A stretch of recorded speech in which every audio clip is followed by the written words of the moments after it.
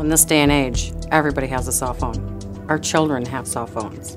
You have children that cannot give an address or say where they are, or the elderly, they can't remember their addresses and they've fallen down, or they're having a stroke or a heart attack and they no longer have a home phone. Because a number of our residents have went to solely wireless service. They no longer use landline. Last week, every call I received, except for one, was a cellular call. I received one landline call, and I thought, wow. We had a call that I received personally from two women that went hiking up in one of our mountains that lost track of the trail, ended up down a cliff area, and they called us for help.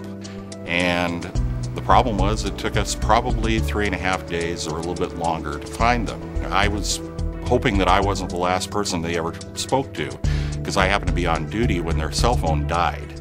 Location information should make people feel safer, because a lot of people aren't going to know where they are, and if it's an in-progress, high priority where their life's in danger and they're running from an area and they can't tell us where they are, they're going to want us to know where they are. The main concern is making sure that you can protect people, and if they don't know where they are and they don't have a home phone and you don't have coordinates, there's nothing you can do to help them. You can tell me that you're involved with a crime, or that you're injured or trapped or any of those kinds of things, but if we cannot locate you, then all of the infrastructure that we've put together, all of the fire and aid and law enforcement, doesn't do us any good because we can't find you. We handle at our dispatch center approximately 1,500 calls a day, incoming 911 calls a day. And just since Phase 2 wireless has come into place, it's amazing the impact that we can have on helping people and locating people in time of need. We're able to help pinpoint those much easier. We can help find those people much quicker now. I took a call shortly after that information became available, and it was a young child, a young boy about 8 to 10 years old, he was at home with his older sister, who he believed was getting ready to commit suicide.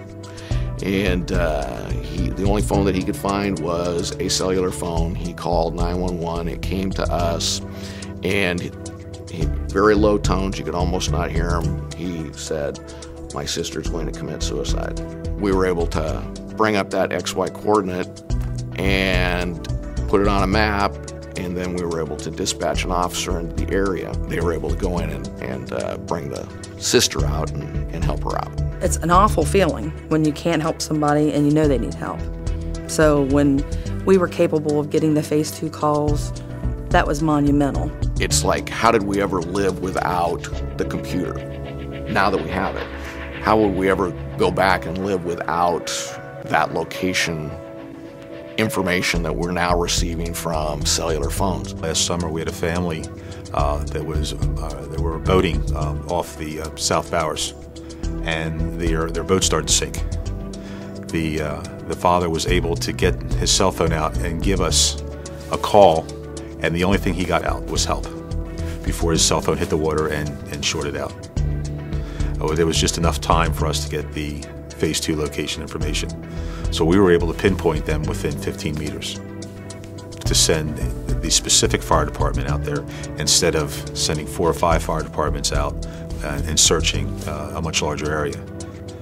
The fire department got there, and they all had their vests on and they were floating in the water. But there was I think the 15 or 16 minute arrival time, as opposed to maybe 2 or 3 hours looking for the individuals in the water. I think all PSAPs, all congressmen, all political parties should consider how important it is to make 911 available and as accurate as possible to help people in their time of need.